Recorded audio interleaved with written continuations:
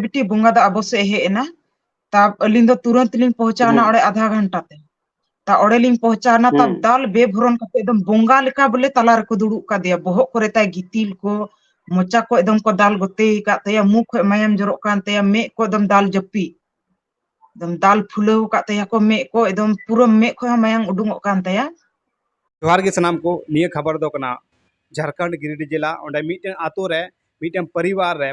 mitten सदस्य रुवा कना रुवा तो उनी दो बुंगा तला कना बुंगा तला पोरे ओना आतो रेन चे को चका केदा उनको दो बुंगा डन पंजा को होना डन पंजा पोरे को चे को नाम के दिया मंझी हड़ाम मंझी हड़ाम को नाम करते उनको परिवार चे इंद्रियना को और मंझी हड़ाम गजो दाल को दाल के दाल बेहोश के दिया को और इया युतुम दो कना बबलू टू आपे पे नेलदा ANH न्यूज बिहार और निये पूरा वीडियो नेल लगी तो आगे नेल हो तपे चे लकन इन गालमराव कदा मालती दी संगते चे लकाते दाल कदिया को चे को उनी उनको उना परिवार संगे अत्याचार होय कना ना पूरा नेल तबन पे परिचय हो मैम इन्या अतो नितुम दो कबरी बेड़ा हुई कान तिन्या और जिला दो गिरिडीह और थाना दो पिटा हुई तिन्या और इन्या नैहर रे तपाम लड़े झगड़ा दो हुई कना और नैहर रिया अतो दो भोजे दहा कना अतो नितुम दो भोजे दहा और मधुबन पंचायत दो न्यामे कुआ नामाराम गुरु मधुबन पंचायत और गिरिडीह डिस्ट्रिक्ट कान गया को बोले उनते हम अनि तो ओकर नामा दो ठीक अदे नि तो हम ओकर नामा नितो दो हिनेnya ससुराल रे मिनेnya नितो अच्छा अच्छा अच्छा तबे हांडे दो बाबा तो को ओड़ा मेना ओंडे को इजती और ओकोटा डन को बिना का दिया को इनामे कना डन बाबा गी को न्यामे कना को मरंडी होड़ इन बाबा को सा अगु का दिया डन मर्डी होड़ अच्छा मर्डी बाबा जो उनी मंजी होय थाय का से उनका अंजम ले हे मंजी हराम होय तहे कना बाबा दो मंजी हराम होय तहे कन गया और बोले रिश्ता दो तहे है टाकुली में चे लेका तो डन को नाम के दिया है चे का को डन को नाम के दिया और ओकोय कना को डन नाम को उनको को नितुम लेते ले में डन नाम को तो कना कोगी आयरन होपन गी उनी जे 3 साल खो बुखार कान ऐसे फुलबा आले तो रिश्ता कान गया ले बोले बाबा और उनी पुलिया की कना पन खो मितकिन रहन कान उनको तो बंग अतन ना को फूल नाकिन बाबा और उनी फूल ने 3 साल खो उन तो शुगर या बीमारी ताहे थे 3 साल का शुगर ना बीमारी ताहे कान थे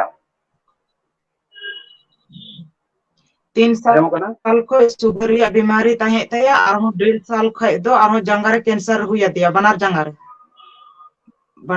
घाव दिया तब बाय आ अकोयटा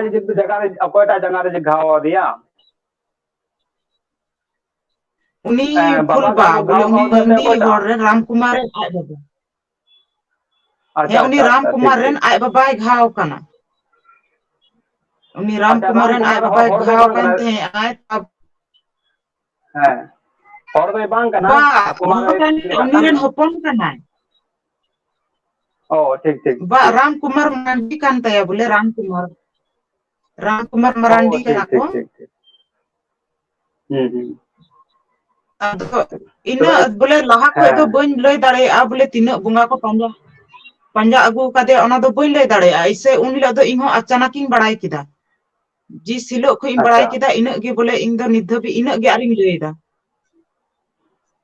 उन हिलो दो ताहे कना सुकुर बिन ताहे कना आले दो एटा गिरिडीह से ओना खाता खुलो रेना चला रिया ताहे कना उन हिलो दो तब उनते लगे कि इंदी फोन ए थाया मेनते बोले चला अबन गिरिडीह ते बन चला तब बाबा मा बाय उठौले इसके बाद बेटा ठीक लगाव किदा बेटा होय उठौ किदा खाय मेंदा बाबा दो बोले सुखा ओड़ा चलाव कना अदो हुदिस किदा बोले बसे खाय दो सुखा ठी मंजी हड़ाम कना बोले अंजो में दा बसे खा ओना तिगी बाय उठौले दा इना खा आरो 8 बजे इनका आरो फोन किदा 8 बजे ना आरो फोन किदा तब फोन के कइन तब बाबा मेन किदा बोले अलम रोड़ा बोले थिरु में बिटी अलम रोड़ा तासे इन दो बइन रोड़ा दिया तब आरहों बेटा ठे 9 बजे लिखा आरहों फोन केदा बोले 10 बजे माले चला हा बैंक ते ओनाते आरहों फोन केदा 9 बजे लिखा फोन केदा बेटा ठे बेटा लय दिया बोले हे हजु कना कोन हा बोले नोते रेगे हिना को अदी मिता दिया ठीक गया बेटा बोले बाबा हे लेन खा बोले मी गड़ी हा गड्डी ते हे कुदो बेन हा चला अबन हा बोले बाबा ओंडे साइन मोहर को खजो तो तखे खाय तब अबरी आरहों 10 बजे खा बाबा ठीक फोन केदा बाबा ठीक फोन केदा तब बाबा मिता दिया ए बेटी हजु में बोले हजु पे सना ममू तको हपन बा तको हजु पे बोले ड्रन बोंगा दा आबो से गी हे एना बोले दरबार हुआ इसके बाद उनी दको उडुंगिया ओंका केदा ता से इन दो इन अंजम केदा इन गाल मराना बाबा ठे अबरी रोड गिंग अंजम इदा बोले फोन एटा होड़ा रोड बोले सबे पे दड़ी दाय गुंडाय फोन को कना बोले सबे पे तो एकदम दड़ी दाय खा एकदम गुल गुल तिगे बांदो मोबाइल दो कटी मारंगा मोबाइल ताहे कना बांदो न्यूरन बांदो कोरे केदे ओना दो बई ले दाड़ेया तब टाइम ते तो लगाव गी बांग लगा कना इन दो जैसे ओना रोड नोडिंग अंजम किदा इन ये ससरड़ खोय तब एकदम तैसे एकदम लिंग उडुंगिना और एकदम लिंग चलाना लिंग एकदम आधा घंटा रे बोले हाड़े लिंग पहुंचाना ये रे बेहड़ा रे बोले भोजेदा लिंग पहुंचा ता ओडिंग पहुंचाना तब पूरा गोलाकार ते हो को दुड़ुब कना और बाबा दो है बा मतकोन बुटर ओड़ा रे दो बांग दा हो बाबा दो बाको न्यू चो दिया अदो लय रे दो ओझा ओड़ा रे को दाल केदेया और हो दाल करेया को गड्डी रे है ओझा ओड़ा रे को दाल केदेया अच्छा ता उंडे ओझाय मेता दिया बोले आलम दालिया राम कुमार बोले आलम दालिया बाबा सुमन होड़ कान तमा और आतो खो हो आतो धरा खो है बाबा कना अदे जोहार ओचो केदेया अरे अतांग ओचो केदेया हाड़े उनी ओझा ठे तब एन रे हो बोले बाय मना ले ओड़ा रतिया तुरी ओझावा युतुम चे कादे रतिया तुरी डोम कना अच्छा तो अच्छा डोम का इसके बाद हनते चे को होइना इसके बाद ओड़ा हो बाबा दो बको बोलो ओचो दिया बोले गालमारा लहाय को दरबार लहाय को तकर बाद हा को फटाफटी आ से उनी गोय होड़ को उडुंगिया और गोय होड़ दो हिनाया हॉस्पिटल रगी और आको दो को हे एना ओझा ठे अच्छा सेता बोले हमको तो हपन दी जो को गोय ना गोय कते गे सेंदा को बुंगा डन सेंदा को तो ना है अस्पताल रे गोय ना जैसे गोय खबर है आको आसे तैसे नुकु दो बोंगा पंजा को उडुंगी अच्छा चलका आंडे अस्पताल रे गोय ना उनका ओंडे नुकु दो बुंगा पंजा को उडुक ना डन पंजा को हम ना है तब सोखा ठे खोई गी दाल को एहो ना आको दुवर ठे गी बाबा दो आया ओड़ा दो बको बोलो ओचो दिया तब ओड़े गी दाल को धुरो ना को पूरा को दाल बेहुस के दे को इनखा अली लिंग चलाना नोड़े खोय ओझा दो मेन केला नुई कना हां नुई मजी उबा कना तो बांग है फूल बुंगा उडुंग के दिया फूल बुंगा कना दोस्त बुंगा अच्छा अच्छा फूल बुंगा ले के दिया फूल बुंगा तो बोले बाबा के तो ना है फूल बुंगा बाबा के उडुक ना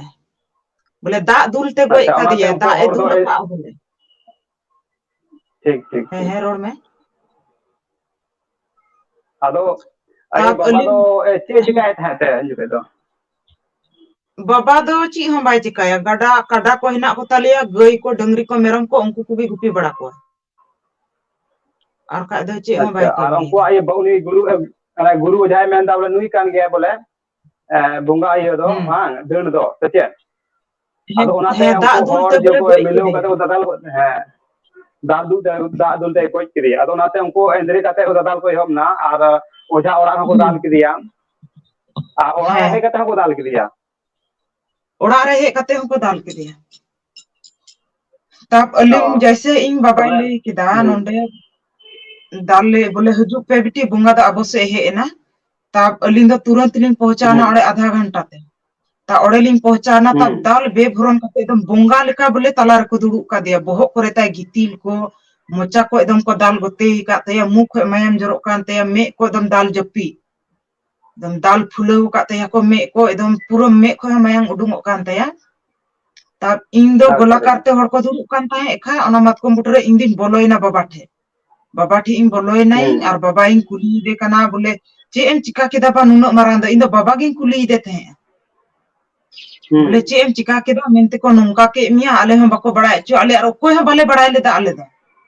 बांदो बेटा बड़ाय लेदा नितो हिना नुई बेटा नुई हो बाय बड़ाय लेदा नुई हो ओड़ा रगे ताहे कना और उना नुई दड़ इदी बड़ाय तेदो एकदम को दाल बेहुस के दे खु को एकदम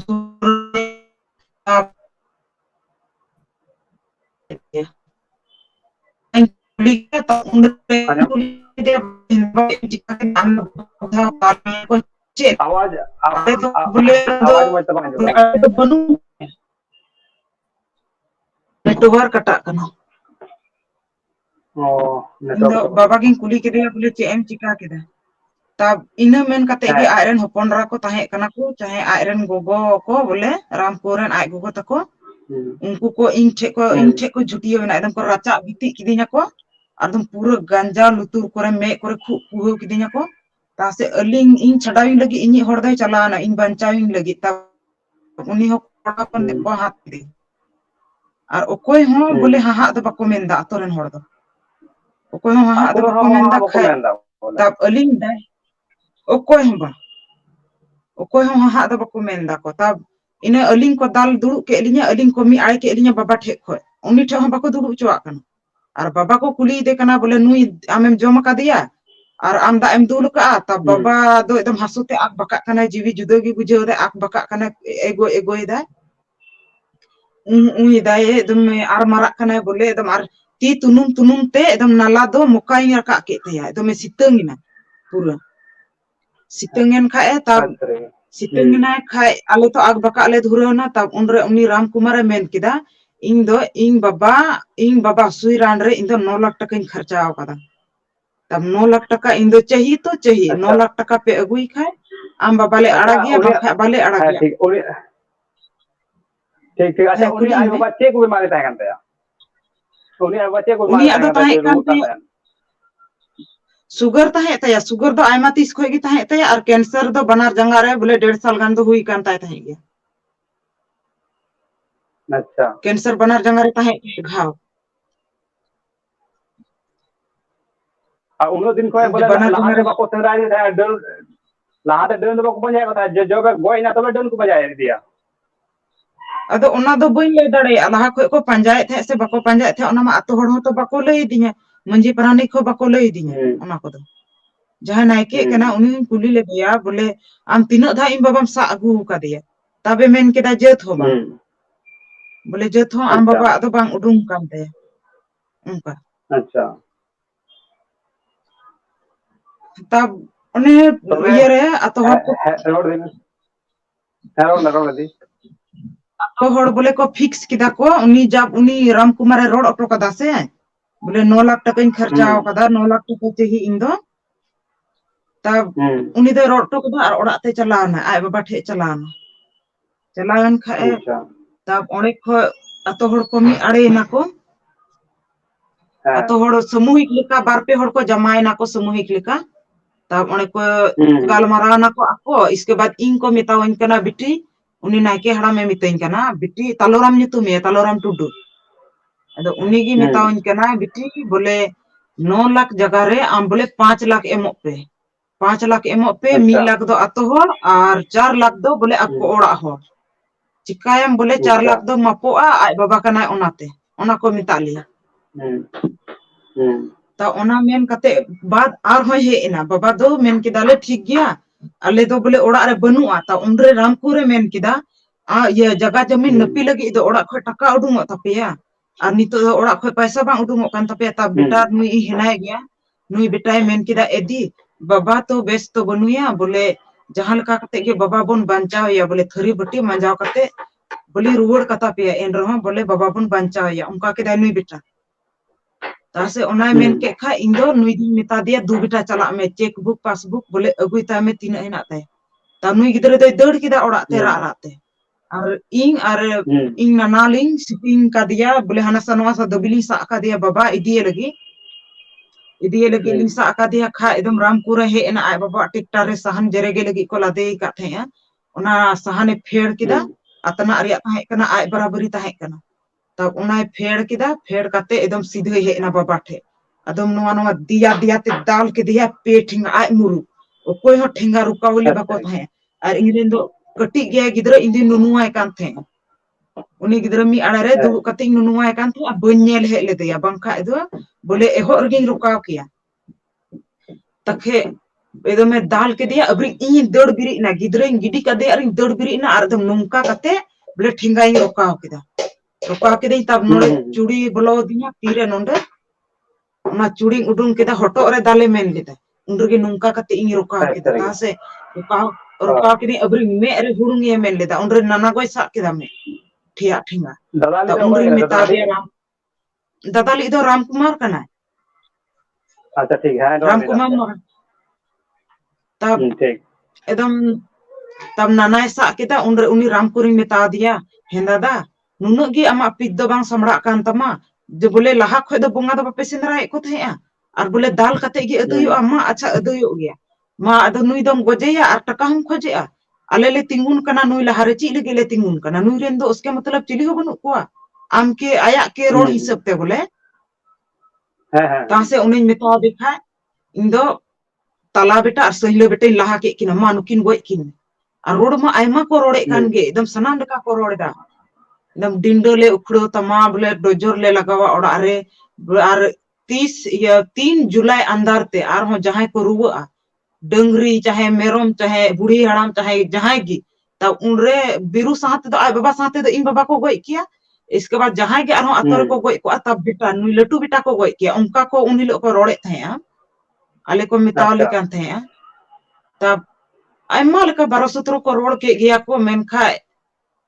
ओड़े खो राम कोरे ओचो एना उनी मेता देखा बेटा तो किनी लाहा के किना मा नुकिन गोय किन में इसके बाद आमा बोले आले जिंदगी चबा अचो आमा जिंदगी ताहे अचो और नुये हो को मेने थे आ बोले सनाम हपन बन गोय चबा को गोय चबा कते ओकोय हपन रा जाय कोड़ा नोडे जंगा को दोया कदम को दोया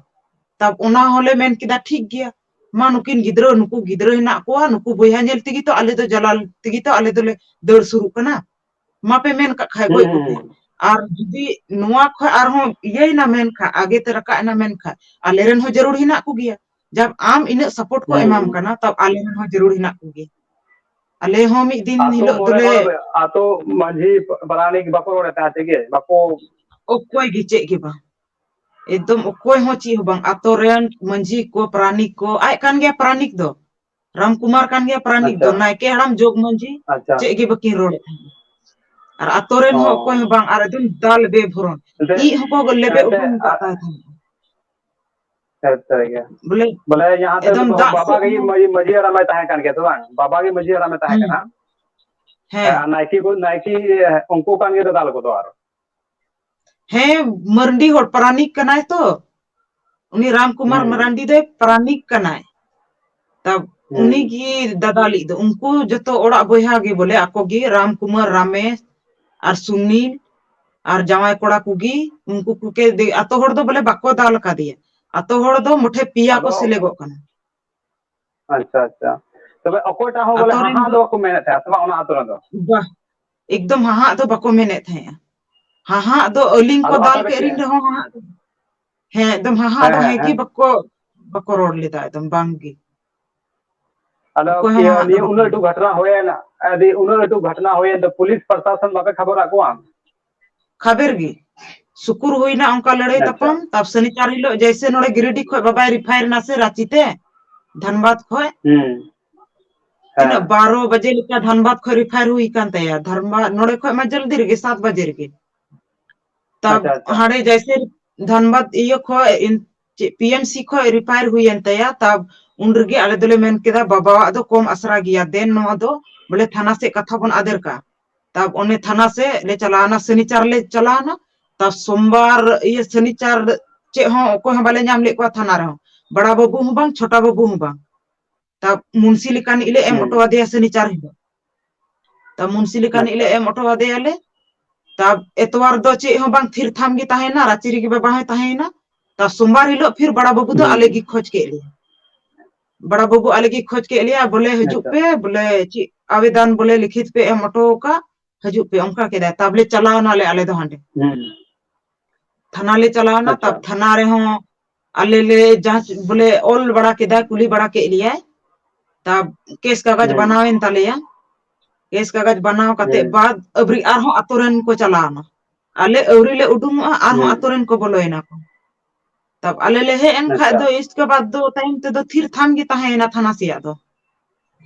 थाना से दो अच्छा ची लिका गी टाइम ते दो बांग अदो चला रहे होई मेना है कुली में अदो पुलिस अदो अबे आवेदन पे एम तो पुलिस को हेल ना पे तो मुना आतो रे पा इन कते बाद दो बाको हे लेना तबे तो बाको बाबा हे चले का लेना मेना को इतनी तो नहीं चले का मेना या नी तो मिनाय गया दाना बणाय कान गया मेन खाय दिमाग दो सही बनु ते सनाम गिद्र को दाले को खु लगा लगाते जहाना डोय मरंग को बोले तो गलती उन्हीं को दासे दाल पूरे दाले अच्छा अच्छा ये तो दिमागी भाई का बोले मेते या दिमाग बाय कामे ते नोरे गिरेडी अच्छा रे एक्सरे चले दे दिमागी बापा भाई का होनी मेते अच्छा अच्छा गिरिडी ले एक्सरे चले दे से तब बोहो रे और मे रे और छाती रे और बोले डंडा रे इन चोट ताहे ते आड़े है टीका तब को दाल नोरे करे निया तब बोले अब पुलिस रांची रे हो प्रशासन तान तो बाको हेलना पूछताछ रे होचे होना से को हेलना अदो अंजुम में हा इंग्लियम कना हा ओना हो जून रे लड़ाई तपम हुईना जुलाई चाबा जुलाई रे इन दुन हे एना नोड़े अगस्त रिंग हे एना नोड़े एसपी ठे अगस्त रे 11 अच्छा अगस्त बांचुन ये सेन ना ओंडे ये तो आयमा दिन ये झगड़ा कना तो नी तरह तो झगड़ा तो बांग कना 28 जून 2023 रिया 2023 रेना ताहे कना आयमा दिन होइन चो अदो पूरा डिटेलिंग ले आम कना हा तब हे इनी अगस्त रे एसपी ठे हे एना एसपी ले बड़ा दे तब एसपी ए फोन किदा बड़ा बाबू ठे इन समंग रे तब इन समंग रे फोन करते बड़ा बाबू मेन किदा क्या सर इ लोग का केस तो जारी है इ लोग का केस तो चल रहा है उनका किदा तब एसपी मारे नि ताहे कना उनी एसपी मेन किदा अपिया केस दो बोले चलू गिता पिया केस मेना गया अदो मेतावाय कना सर तबे केस चालू गिता लेखा चिकाते तबे उनको तो गिरफ्तार दो बांग हुई कना अदो मेन किदा बोले केस हुई कान तपे गया इन कते बाद आर्मी थीरना इन दो डीएसपी आरहुई सा के दिया डीएसपी दो हे एना नोंडे 20 जुलाई हे एना डीएसपी नोडे बेहड़ा रे बाबा ठे तब डीएसपी कुली बड़ा के दिया तब ले लिया दिया समाज खो हमको अलग का लिया तब समाज खो अलग रिया आवेदन तो उन्हीं के बनाव किदा डीएसपी के बनाव किदा ऑल किदा छोटा बाबू है ताहे कना प्रकाश है ताहे कना आर को ताहे कना ऑल को डीएसपी चलाना खाय कुली बड़ा के दिया डीएसपी हो अबरी के बदली ना आर हो थीर ना कथा दो आगे ते बांग रका लेना तब इन दो आर हो नावानी एसपी दुरु इना उनी एसपी ठे आर हुन चला सर बोले नुका नुका अलिया तकलीफ समाज को हमको अलग का अलिया से दा को बोले बाको न्यू चोले कना रोड हो बांग और एरो सिम एर अफोर सिम सोहरा सिम उनको को बाको उठोए को तालिया जाहिर थान मंजी थान को पूजा पसातो कना तब ओना दो आले दो बाको उठोए को ताले ता सिखा उनी मेन किदा ठीक गया डीएसपी बोली ले आय कना तब डीएसपी ठे उनी दे कुल के लिया एसपी कुल किदिया डीएसपी ठे डीएसपी दो वीडियो को उदु अदिया सनाम वीडियो तिने को गाली गालोज थे ओना रे वीडियो को बनाव कते इन उदु अदिया तब डीएसपी दो मधुबन थाना चलाना और इन दो आरो कोर्ट रे जांच पड़ताल रे आरो चलाना बोले कोर्ट रे कुल का ऐसे बंग आलिया का तब कोर्ट रे वो वकीलिंग सा के दिया और वकीलिंग मेता दिया नवा कागज नेलतिंग में हे एकान तिने से बंग हे एकान तिने तब वकील मेन किदा हे एकान गया बोले 14 तारीख हे एकना बांदो लेके सितंबर रे हे एकना 14 सितंबर हे एकना बोले कागज तासिखा ओंडे खो इंदो वकील थ्रू खो आरो मिटे आवेदन इन बनाव किदा तो पूरा ओना बनाव कते सना मिटे चलाना ये मुख्यमंत्री ईमान को ठिन कुल किदा ओना आवेदन दो तब नित धबी चे हो बांग हुई कना कोई इंसाफ कोई करवाही की बांग हुई कना तो ओना आवेदन गी इंदो आरो थाना रे हे कुली में बाहर गया ये तो आतो है बाहर गया ले बाहर गया कोई हो आले सुबह तो रोड लंबा बोले और है ओना आडे पासे मेना को कोई संगठन मेना को सामाजिक संगठन मेना दो मेना को गया आदो उनको संगठन का पे ये गलमरा पे निका निका इसते हिना आले को एचो का ले आतो को आदो उनको गलमरा पे आदो इन नोई सोचादा जे उनको आतो होड़ दुड़ु को लहारे थाना से कथा में आदे रखा जहाना करवाही की इंदी मेंदा कोर्ट कोर्ट को की इंदी मेंदा कोर्ट दो कोर्ट को हो आजम दी कोर्ट को हो जो काम होय तम खाय दो उनको संगठन थ्रू से मोय तो होय तमा बोले उसते काम होय तमा अगर आम मेने kan saya boleh ya थाना habis te untuk usul te bang काम do bang hoyo cheda unku sarkari ye kana ko mulak jama kana ko sarkari kana ko नुको तो उसे को कमिया नुको तो आना दिन निये दिन को टलाम चलिया ठीक है अदो नुको तो सामाजिक नुको पे जो कार्यकर्ता में ना को नुको तो बोले उसे को चलाओ तो उसे तो कमी होता आपको होते थे अदो नोआ आरो मेना बीच रे हेम मकुली अदो निये कथा कना उनको बोले उसे तो उनको पुलिस प्रशासन को कमिया अदो इन दो नोई हुदिस ताहेआ इन दो थाना रे खतई आदर लहा किदा इसके बाद आय उनी राम कुमार मरांडी हिनाया जो उनी दो सुसर बैसी से कथा आदर किदा सुसर बैसी से कथा आदर किदा खा सुसर बैसी रे इनको होवन कान थे तब इन बइन चला लेना इन हुदिस किदा आय जब पढ़ाव लिखल होड़ कनाय आय शिक्षित होड़ कनाय ओना अतो खोय ओना आडे पासे खोय दो राम कुमार मरांडी दो शिक्षित गया तब आय शिक्षित होड़ नुंका जुदी नुंका बाय आय नुआ सही समय बोले बेस्ते बाय कोशिश लेदा मेनते ठेंगा बइन चलावा कांदून तीन लड़ैया दाड़े ते बइन लड़ैया कांदून तीन लड़ैया जदी आय ओना हुदिस किया से तब इहो कान ये तिगिन लड़ाई को जहां तीन आय दाड़े ते लड़ाई किदिन रहो मेनखे इदो कांदून तिगिन लड़ैया इnya जीवी रे ओना सोच मेना आय दो तुरते चलाना तुरत ओझा कुली के देया लय आदेया तब ओना लेका आय दे कमी किदा आय दो गोय के गोय बदली हलाए मेन लेदा मेनखा इन दो गोय बदली दो बइन हलाए इnya हो दाड़े ताहे तीन गया उन हिलो अले होले चला लेन गया अगर आपको गे औरतु कते ले दाल के को उन हिलो तब तीन मारंग बर्बादी हुई को आसे बा समाज बर्बाद को आसे बा ako bole jeleka ako ko kami kida dal ke de ako tapam ke liya ko inho sen hor indo mite buin kan ta ko unkuren do indo hopon ra ko chala an ari hidu indo dal ke dinya ko che lagi indo ar ka ingron ho sesrod hor ko tahe tinya inho bang kai ho ko kiya dubara ako hin dala chuki ko men kha bang indo menda kandun te bon lड़ैया ar somaj chi lekate beste chala tabona ona bon kamiya उनका done भूत बहाना करते कोई होड़ा जिंदगी बबन बर्बाद तको done रिया वैसे उनका दाग को एमा आलिया ताकि पूरा जिंदगी बड़ी गो लेकना दाग को एमा आलिया डन रिया दाग